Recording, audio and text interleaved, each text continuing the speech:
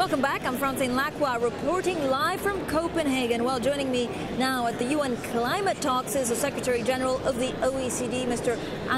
Gurria. Sir, thank you for joining us today. Now, thank you. Decisive days, it's been 2 weeks. Very little has actually come out of it at the moment. A lot of the people here are distressed, disappointed.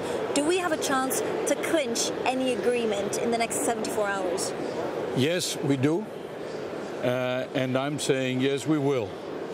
It may not be the perfect agreement, it may not be the ideal agreement, but it should give us enough momentum, enough elan, that we go into 2010 and we go into COP16, which is going to happen in Mexico, perhaps even to COP17, which is going to happen in South Africa, and put the details and the pieces together.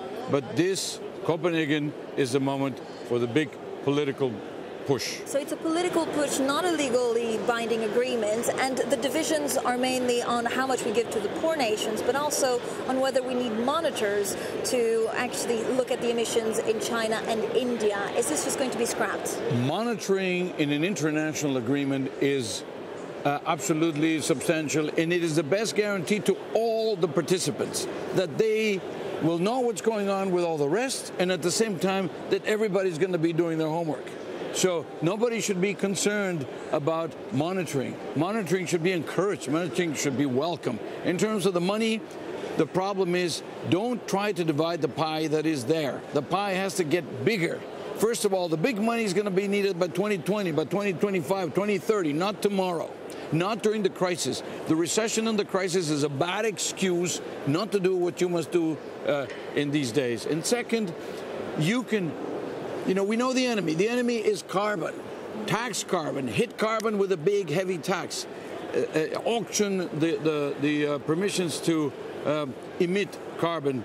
And that will be the source not only to maybe balance some of the budgets, which are a little weak, but also to be able to get resources to pass on to the developing countries so that they can do the adaptation and they do the mitigation effort.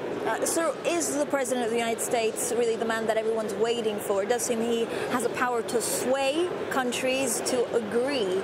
Is he the crucial point in this? Well, 110 world leaders are here. And I think, of course, the presence of the President of the United States is of enormous importance. Everybody's looking at the US and China because together they do 50% of the world's emissions and probably have the secret for more than 50% of the solution. But the elements are there, the toolkit is complete, it's in our hands, and now the leaders have to come here and put the political will and put the parts in place to make it work.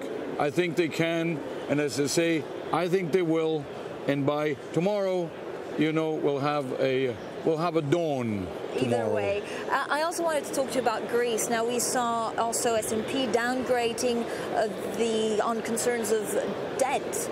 Now, we had from the finance minister a very clear plan of what he's expecting to do to take this debt level down. Will they do enough? Are you confident that they'll be able to do enough? I just had a short chat with Prime Minister Papandreou. He's very aware of the need to take difficult decisions. The Minister of Finance, Mr. Papakonstantino, is an old warrior. He knows very well what has to be done. Luca Cazzelli, the planning minister. And frankly, this is not a surprise. This is not new. The rating agencies knew about the vulnerability of Greece a long time ago. This had been discussed a long time before. It did not happen overnight. So I think, and it's not going to unravel overnight either. Greece is a member of the European Union, and Greece is a country that has many things going for them, and I think they understand they have to take the difficult decisions.